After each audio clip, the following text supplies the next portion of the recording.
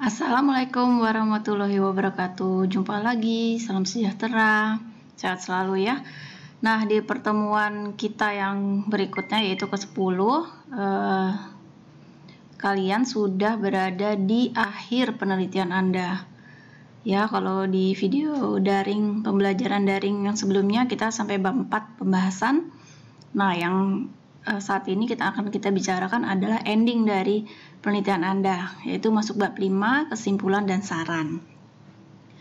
Bab 5 isinya simple banget, sedikit, tapi sebenarnya menjadi salah satu penilaian terakhir dari hasil penelitian Anda. Jadi hati-hati ya, jangan sampai tidak matching dari bab sebelumnya, terutama dari bab satunya. Oke, isinya di bab 5 adalah yang pertama kesimpulan. Nah, kesimpulan ini harus menjawab perumusan masalah Anda. Kalau nanti bimbingan, pasti dikutak-katik terus masalah perumusan masalah. Apalagi kalau variabel yang Anda tentukan adalah lebih dari 2. Itu ya, kalau lebih dari 2 itu lebih simple karena perumusan masalahnya pasti 3. Yang 1 dan 2 itu menanyakan tentang hasil min ya, nilai rata-ratanya. Yang terakhir itu menanyakan tentang seberapa besar sih pengaruh atau korelasi regresinya antara variabel bebasnya dengan terikatnya. Nah, jadi kesimpulannya poinnya harus sama dengan perumusan masalah. Kalau perumusan masalahnya di bab satunya poinnya ada 3, maka kesimpulannya harus ada 3 poin juga. Gitu ya, jadi jangan melenceng. Nanti berhubungan juga ada ke abstrak.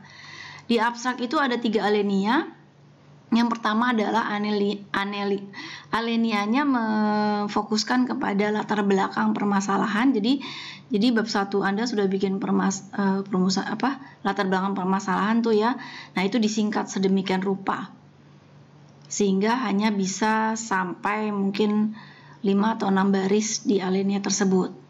Nah, alinea kedua di abstrak itu adalah tentang metode penelitian Anda yang dipakai apa dan tujuan penelitiannya apa. Nah, yang terakhir alinea ketiga adalah kesimpulan. Nah, itu kesimpulannya harus memuat 3 masalah yang sudah dirumuskan di bab 1. Tapi kalau di abstrak tidak pakai pointer ya. Kalau di kesimpulan baru pakai pointer. Oke, berikutnya saran. Nah, saran itu sebenarnya istilahnya suka-suka Anda sebagai peneliti. Namun sarannya adalah kita memberikan saran itu harus dilihat dari data yang nilai min-nya atau nilai rata-ratanya itu rendah. Kalau misalnya nilai rata-ratanya atau min-nya tuh semuanya antara subvariabelnya rata-rata bagus, misalnya di 4 gitu ya, angka 4 kalau skalanya 5 atau di 3,7 kalau pakai skalanya 4 kan berarti nggak ada yang harus disarankan kan, kecuali klise banget dipertahankan lah gitu ya, itu klise banget sarannya. Cari di frekuensinya, di data frekuensi atau hasil frekuensinya, cari yang nilai prosentasenya. Mungkin ada beberapa yang masih menyatakan tidak setuju atau bahkan sangat tidak setuju, itu dibahas. Disarankan apa? Untuk saran tentu tujuannya adalah untuk supaya perusahaan itu atau objek penelitian itu meningkatkan kinerjanya gitu ya. Jadi saran itu sebaiknya diambil dari nilai yang terendah. Kalau tadi saya bilang minnya itu semuanya bagus, ya cari lagi, kulik lagi di data hasil frekuensi. Nah, susahnya adalah kalau penelitiannya variabelnya lebih dari 2, misalnya 3 atau 4, memang di hasil pembahasan bab 4 disarankan memang tidak mencetak hasil frekuensi karena tabelnya akan begitu banyak sekali.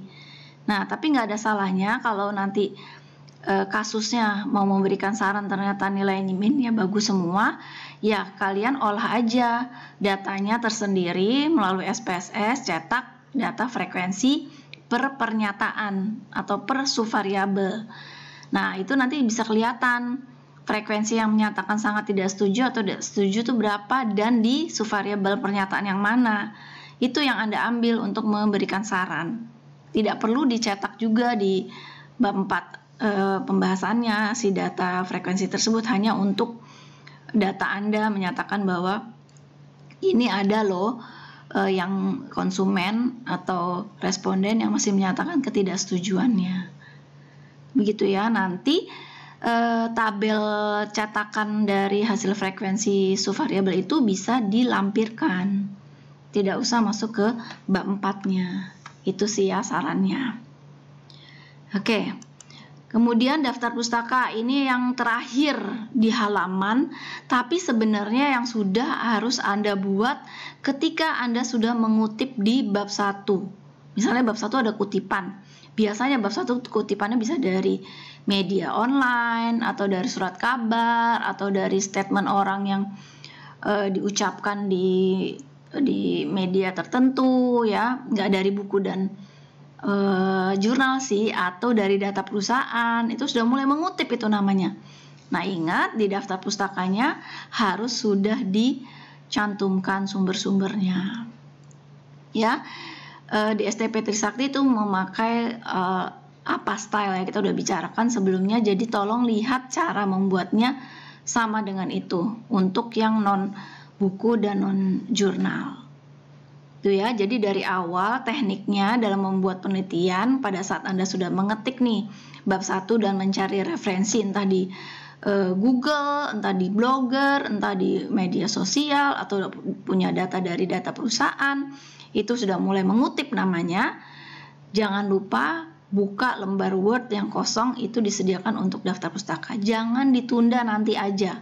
Pengalaman nanti akan lupa dan akhirnya pada saat sidang kutipan ini tidak ada daftar pustakanya, kutipan ini tidak ada daftar pustakanya, itu sampai jumlahnya banyak.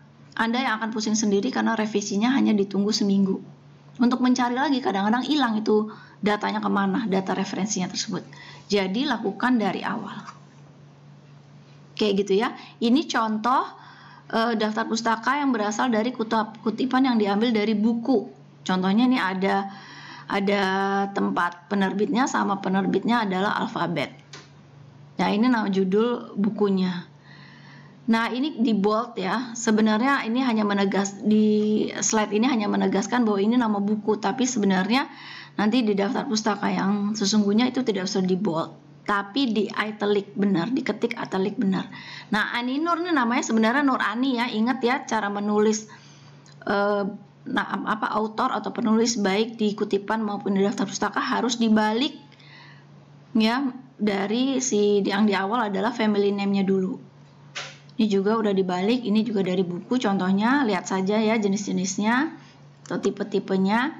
Nah, ini dari buku juga masih ya, tapi bahasa Inggris. Tuh ya, ini dari asosiasi, sama caranya autornya dulu, tahun, nama bukunya, baru si asosiasinya menerbitkan buku Beyond Customer Satisfaction ini. Kalau ini dari kelembagaan pemerintah ya, yang mencetak adalah Seknek, Sekretariat Negara atau Kabinet RI gitu ya. Ini dicetak semua, ditulis semua ya, termasuk pengarangnya siapa.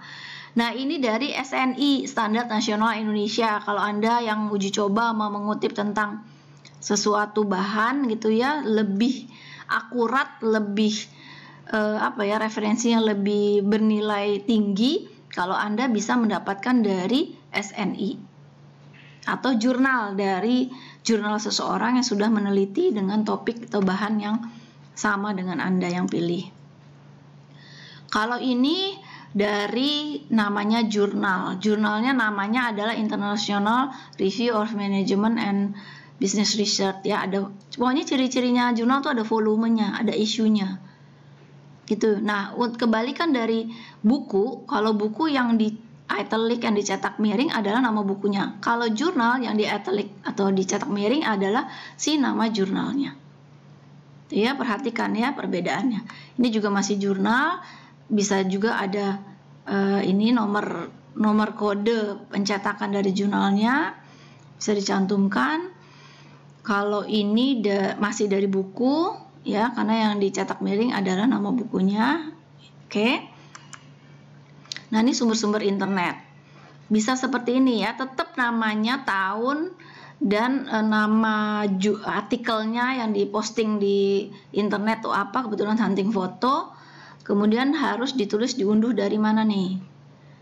Jadi orang nanti kepingin tahu bisa klik sendiri tanggal, bulan, dan sebagainya. Itu dia. Ini juga sumber-sumber internet sama, harus diunduh atau diakses gitu ya.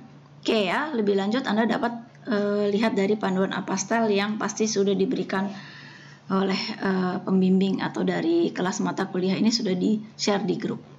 Oke, gitu ya untuk bab 5, cukup simple tapi tolong diperhatikan karena itu nanti jadi salah satu tetap syarat penilaian yang harus matching dengan perumusan masalahnya. Oke, terima kasih atas perhatiannya. Kita lanjut ke pertemuan berikutnya dengan video daring pembelajaran selanjutnya. Terima kasih, salam.